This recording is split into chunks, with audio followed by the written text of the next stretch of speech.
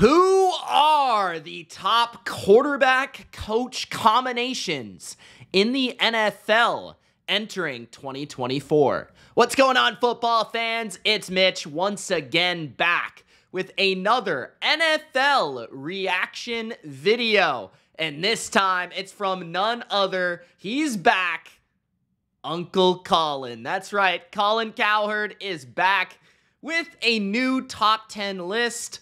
We've been reacting to some of his sidekicks, but Batman has returned, and it's time to give the bottom line on Colin Cowherd's top 10 quarterback coach combos in the NFL. I'm going to listen in and give you my thoughts on the list. If we get 100 likes on this video, 100 Gronk spikes of the like button, I will give you my rankings for all 32 quarterback coach combos in the NFL. That's right, from the worst to the best. Let me know in the comments your opinion on Colin's list, and let's get to it. Let's react to Uncle Colin's top 10 coach quarterback combos.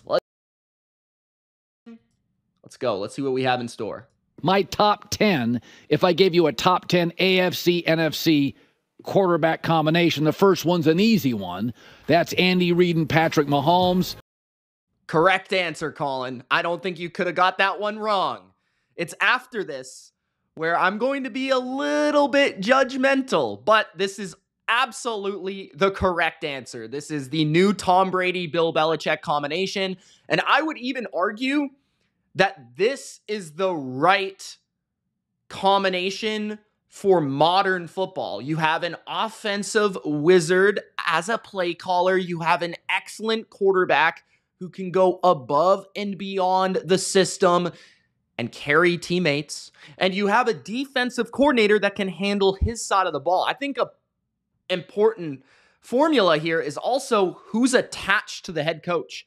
Is the offensive coordinator great if you have a defensive-minded guy? Is the defensive coordinator great if you have an offensive-minded guy? That might be the difference between winning multiple Super Bowls or losing multiple playoff games, right? So absolutely the correct answer. Shout out to Steve Spagnuolo as well. Highest win percentage by any quarterback coach combo in the Super Bowl era.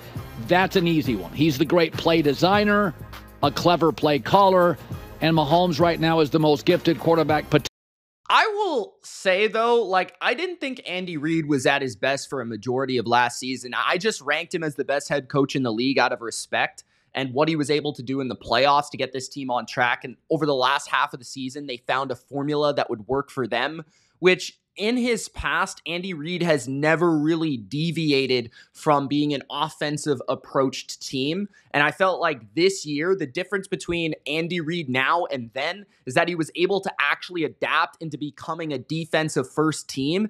And Mahomes took on that entire formula as well on the field by becoming a little bit more of a manager of the game. And I know that's kind of a wicked thing to say, but he really did just correctly keep the ball, no turnovers, no negative plays. I thought that was Mahomes' best in terms of playing mature style of football in that playoff run. And then Andy Reid's best at adapting and understanding how he was actually going to win this ring this season. So I felt like both of them evolved correctly as the season wore on. And I'm intrigued to see how 2024 goes for these two, as there's higher expectations than ever for a three-peat. But I will say that Reid, from an offensive play calling standpoint, I didn't think it was like some extraordinary effort this season. I will say that. Potentially ever, but certainly playing right now. Number 2, I'd go McVay and Matt Stafford. I think Matt Stafford. McVay and Matt Stafford at number 2. I'm going to let him give the reasoning for this one first. Because of his years in Detroit, was overlooked. Next to Mahomes, maybe the best arm talent in the league. Sidearm, does everything but throw it. Ooh, I don't know. there's a quarterback in Buffalo that I might have ahead, but Stafford is one of the greatest arm talents of all time. Certainly, I think he kind of brought that to the NFL in a lot of ways. Him and Rodgers sort of at the same time, bringing the arm angles, the off-platform throwing capabilities, the no-lookers, like all that stuff Matthew Stafford definitely helped push into the narrative of what makes a great quarterback. I will say that, although it kind of went under the radar with him in Detroit because nobody really watched him play that much. But number 2, McVay and Stafford. Obviously, they have a ring on their resume, a recent ring on their resume. They haven't been together that long, though, which is interesting. But I will say what gives them points is the fact that if both of them are on this team and Matthew Stafford is healthy, you kind of have to count them into a playoff spot. I will also say, though, Stafford is getting a little bit older, so I wonder how his game continues to age. I'm not sure this is the number 2, but I don't know if I can also deny it. Left-handed, big over-the-top arm. I think McVay may be the smartest coach, period, in the sport. I'd put him at 2. I don't agree with that, but that's okay. I'd go John Harbaugh and Lamar Jackson 3. See, this one... See, here's the difference, right? Like, Harbaugh and Lamar has had those 2 MVP seasons. Harbaugh and Lamar is a unique relationship because it's not an offensive guy. It's not like McVay and Stafford. It's not like Reed and Mahomes. Harbaugh was originally a special teams coach, and Lamar is obviously a very gifted player. But what makes their relationship unique is how the Ravens adapted their entire style to kind of morph into the Lamar Jackson show in Baltimore, from the Joe Flacco era to the Lamar era. And I do think what Harbaugh does very well is find the right coaches and find the right pieces around him to make everything flow correctly. But what I will say about this tandem is it's hard to rank them in number 1 or number 2 because they have not had that playoff success yet.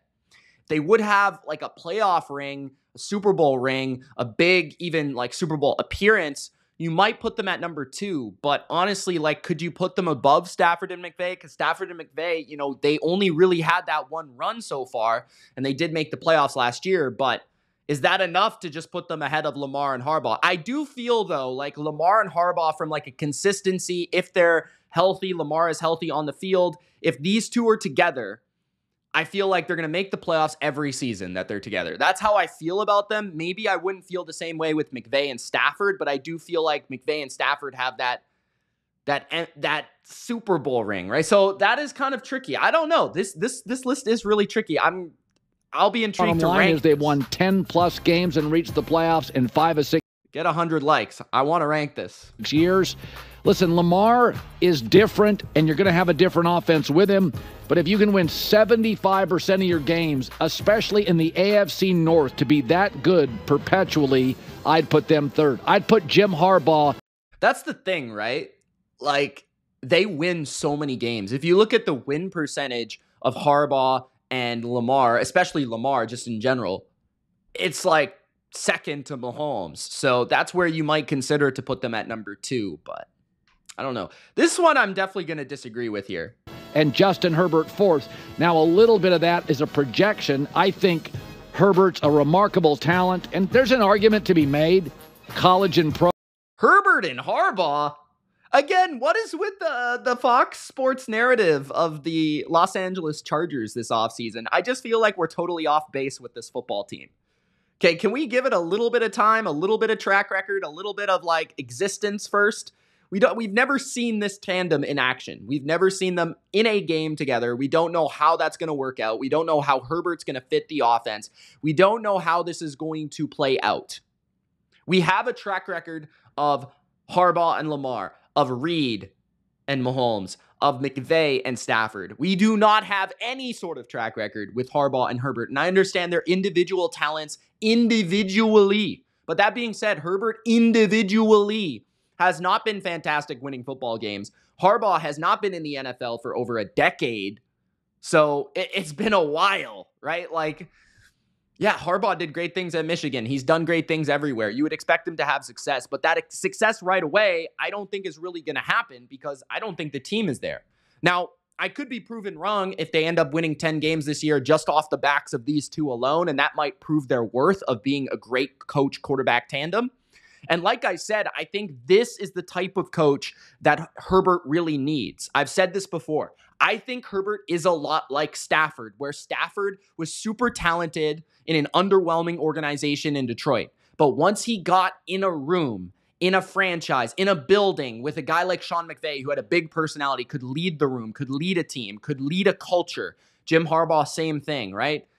That's where they connect, because you combine quarterback talent, individual talent with coaching, culture, and expertise. So that could be the magical formula. But at the same time, I just don't think it's going to happen right away, which is why I'd rank them a little bit lower on the list. And I just have so many questions about Harbaugh in this era of the NFL and Herbert on whether or not he really will have the goods to get this team, where they want to be. But to me, I just think it's a little overzealous. Jim Harbaugh's the best coach on the planet. So I would put them. Hold on. Jim Harbaugh's the best coach on the planet? On the planet. No, hold on a second, Colin. Let me scroll back here. What are you talking about? A remarkable talent, and there's an argument to be made. College and pro, Jim Harbaugh's the best coach on the planet. He's not the best coach on the planet. I don't care. But, bro, who else can you really put in that conversation if we're talking college and pro? Best coach on the planet? What? Planet? I just want him to win a damn NFL game. Bro, seriously? We just smack Kyle Shanahan and Andy Reid and Sean McVay in the face, bro. What is that? Is he... College football, sure. But, man, what is that? So I would put them fourth in the coach-quarterback combo. Hey, I would put 5, Sean Colin? McDermott, Josh. Enough of this Chargers stuff. Chargers. Allen fifth. And I...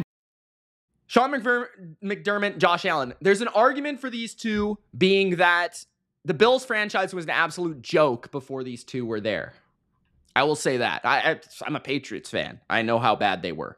I recall a game in 2007 where I think Brady and Randy Moss had 4 touchdowns in one quarter. The game was over within 2 drives. I think Tom Brady beat the Bills 33 out of 36 times. So yeah, the Bills were an absolute joke of a franchise. And Josh Allen, to me, is the clear-cut second best quarterback in the league. Sean McDermott, I don't have as much of a high ranking on him. I think he's a top 12, top 13 coach in the league.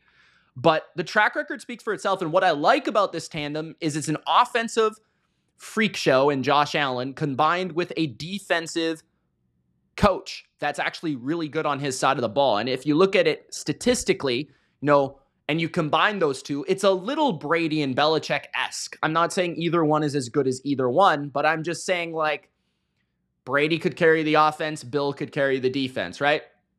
And McDermott could carry the defense, Allen could carry the offense. That's what I think is the synchronization of that and them working together in all aspects, I think makes this a worthy marriage of at least the top 4. They're better than Herbert and Harbaugh. Those two have never done anything.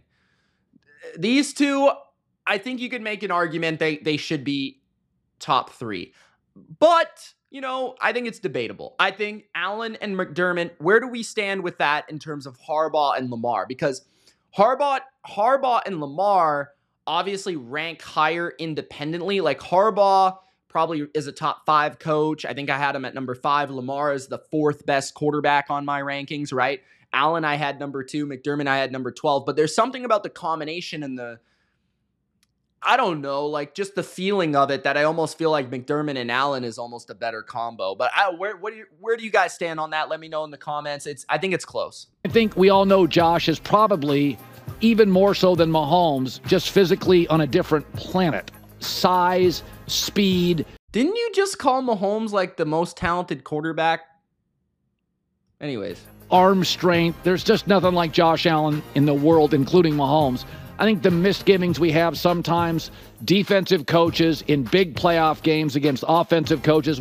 That's the one area for McDermott for me that just bugs me is he's excellent in the regular season when it comes to statistically a great defensive mind, no matter the support staff, the players, right?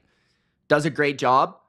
the big playoff games, specifically against the Chiefs, he has extremely underwhelmed in that category. So McDermott needs to do better on his side in the playoffs. Even, the Bengals game, they got shredded. No, that's not even a Chiefs-related game, right? There's maybe like one game where they did beat the Ravens, where it was mostly a defense-led effort. But other than that, it feels like it's been Josh Allen who's been let down in this relationship. Worry about, but they've got 4 straight division titles. They're obviously a very good football organization.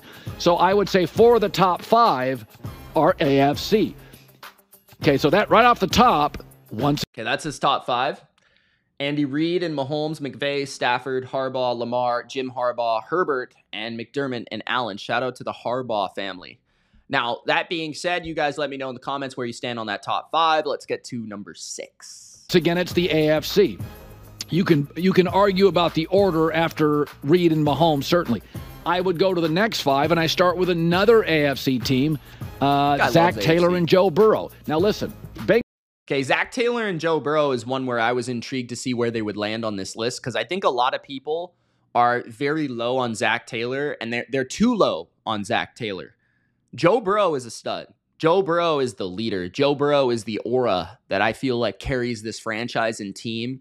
But I also feel like Zach Taylor and what he's been able to accomplish, specifically when you look at what he did independently of Joe Burrow last year, I think that speaks to how good of a coach he actually is. Right? This team still won 9 games last year, and I think Burrow was 5-5 as a starter last year, dealt with a lot of injuries, but that means that they were 4-3 after he got injured.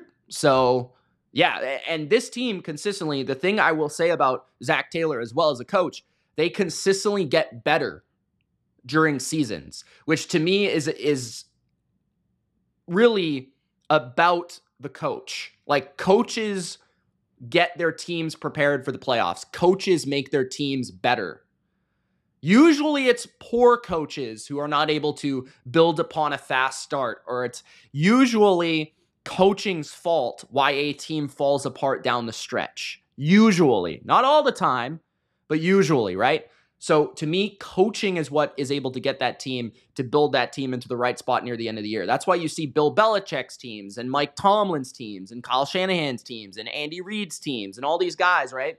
They ascend once you hit November, post-Thanksgiving football. They get better because they hone in on what's working and they loosen up what doesn't work so much for the team. And they start to figure out and adjust certain things. So that is really important. Down the stretch coaching. I think that Burrow and Taylor have proven almost as much as anyone not named Reid and Mahomes on this list. They might deserve to be higher on this list. Bengals have reached at least the AFC Championship in any year Joe Burrow's been healthy. Now, I do believe he is one injury away from real adult conversations. What's the injury? Real adult conversations. Okay, Colin.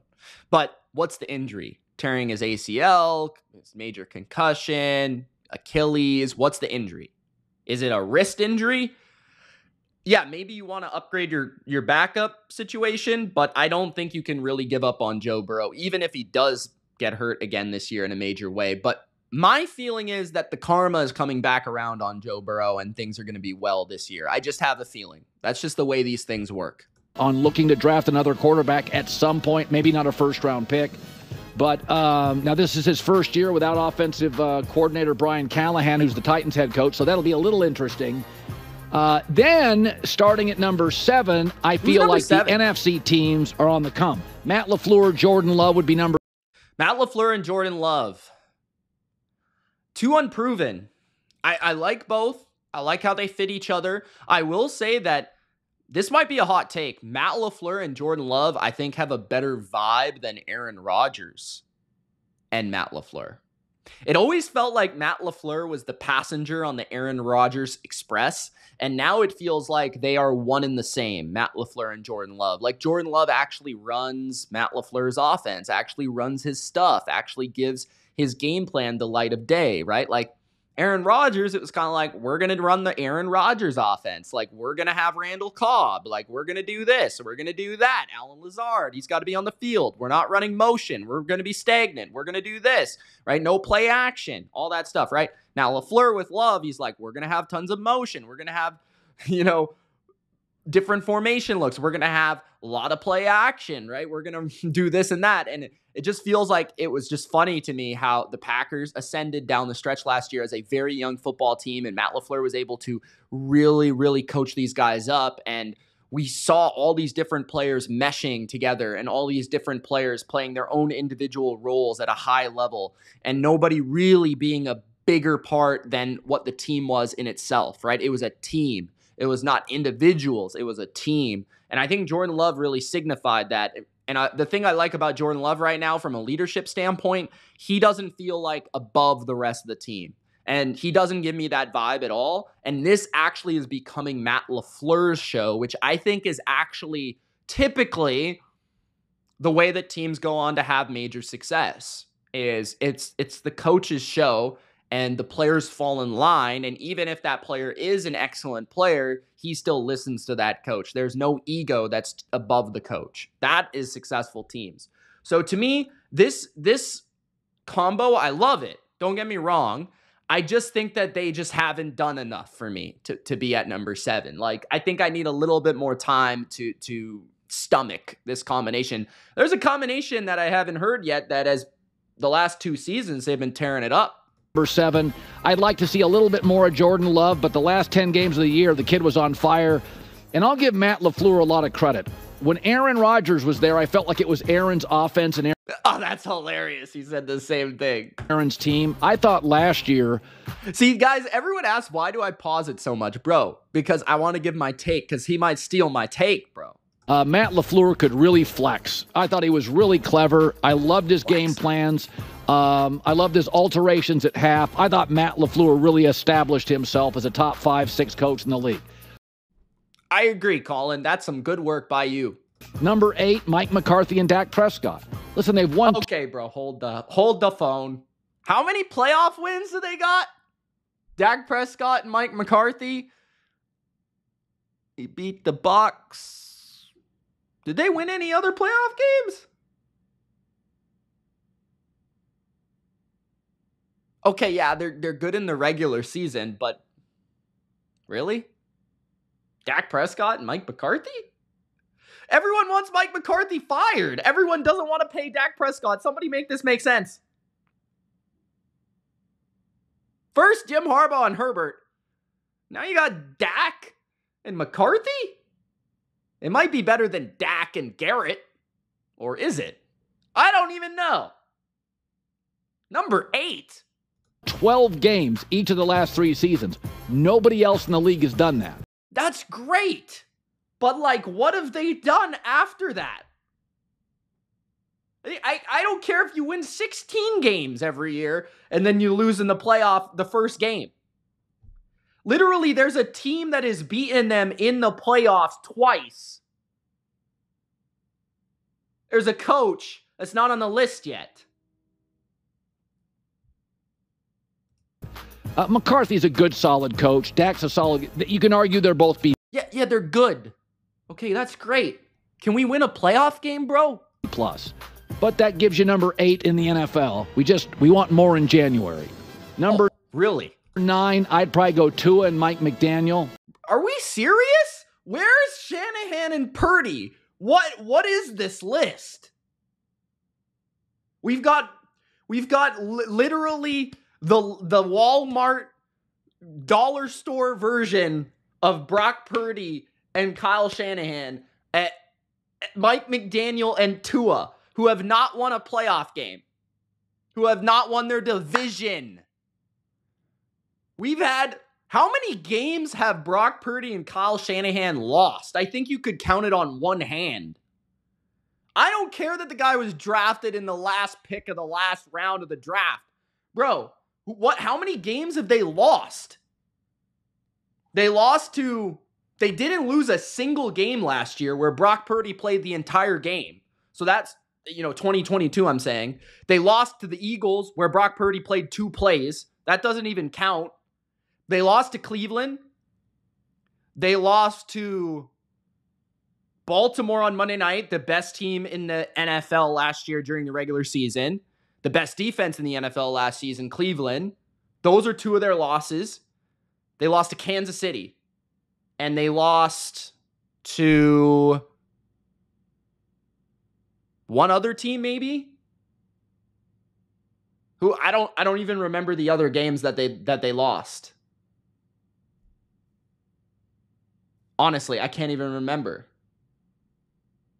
But anyways, that is insane. What? Can they? I get it. They have a fun offense. But why don't we put the combination as Mike McDaniel and Tyreek Hill? Mike McDaniel, sort of Kyle Shanahan West. Very clever. Okay. Bro just made my point. Kyle Shanahan West, and Kyle Shanahan's not even on the list. When Tua's healthy, there's an argument this is the Breeze-Sean Payton relationship. Oh my. Did this guy just say Tua was Drew Brees? Let me rewind this, bro. Hold on a second. What is he talking about? Hold on a second. Drew Brees? Mike McDaniel, sort of Kyle Shanahan West. Very clever. When Tua's healthy, there's an argument this is the Breeze-Sean Payton relationship. Drew Brees? Tua's going to the Hall of Fame, guys. Get the gold jacket. Tua's accurate. Do I think he can go up in cold weather to Buffalo, Baltimore, Kansas City, Cincinnati if it's 13 degrees and windy? Do I think he can go toe-to-toe with a Mahomes or a Josh Allen? The answer is no. Why are they on the list? I like Mike McDaniel. I don't even think this team's going to make the playoffs this year. I don't. No, I do not. But you don't have to play those guys much. Cross your finger. You don't have to play those guys much. You have to play them when the games matter. The weather goes your way. No, they're not. They can't even beat Allen and McDermott. Number 10, I'd do Jared Goff and Dan Campbell. Okay, I don't hate this one, Dan Campbell and Jared Goff, but where the heck is Brock Purdy and Kyle Shanahan? How many games have they lost? Again, I couldn't even think of 4. Jared Goff and Dan Campbell. Here's the thing about this one. Ben Johnson is as big of a part of this relationship as Dan Campbell because Ben Johnson is an excellent play caller and I think will be a good head coach one day. So this is one that I would say has an asterisk / and caveat. But what I like about this one is Dan Campbell's personality combined with Jared Goff's demeanor. I think they kind of correspond with each other. Like Jared Goff is very calm and composed, and Dan Campbell is very over-the-top, emotional, and exuberant, we'll say. I think Dan Campbell, in my opinion, can be a little bit too much led by emotion sometimes. 100% agree, sir. I don't love all of Dan Campbell's situational coaching. Highly emotional. 100% agree, sir. Emotional guy. I wish he was a bit more restrained. Yeah, he's got to rein it in this year. If they want to go to the Super Bowl, he's got to rein it in. He's got to know when to be aggressive. He's got to know when to go for it and when not to, Mr. Dan Campbell. Once you figure that out, the Lions could be pretty tough. But I've been saying this about Jared Goff for years. Throws one of Bro got mom's spaghetti on himself in the NFC Championship. The prettiest balls in the league. The Lions have winning records in back-to-back years. If I had to go 11, I'd go Shanahan and Brock Purdy. Can you please explain why they're not on the list? I literally couldn't come up with 5 games that they've lost. So I could say the bottom 6 through 11. Can you explain why that Tua and McDaniel are ahead of Purdy and Shanahan?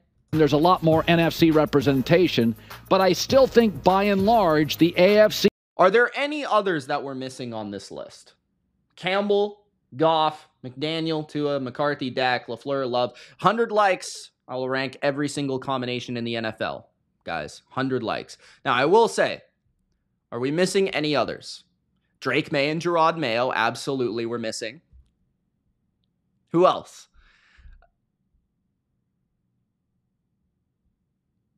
I can't think of one off the top of my head. AFC South, Stroud and Ryans. That one, I'd have them ahead of Dak and McCarthy. I'm sorry. I'd have them ahead of McDaniel and Tua as well. Who else? Richardson and Steichen have the potential to be on a list like this in the future, but obviously they're not there yet. In the NFC, Hurts and Sirianni, I mean, considering what they've done, their success, right? Like, I don't love Sirianni personally, but considering what they've done, you've got to think about it. NFC North, I think they've got the two that would deserve to be on the list. The NFC South, Bowles and Mayfield would be the only one you would consider, but I think they're maybe like top 15, top 16. NFC West, they've got only one, which is ridiculous. And then I don't think there is really another one yet. So, yeah, I mean, I think the list is not bad. There's just a couple of entries and a couple of misses that are probably egregious. See, at the top, 6 of the top 10 quarterback coaching combinations.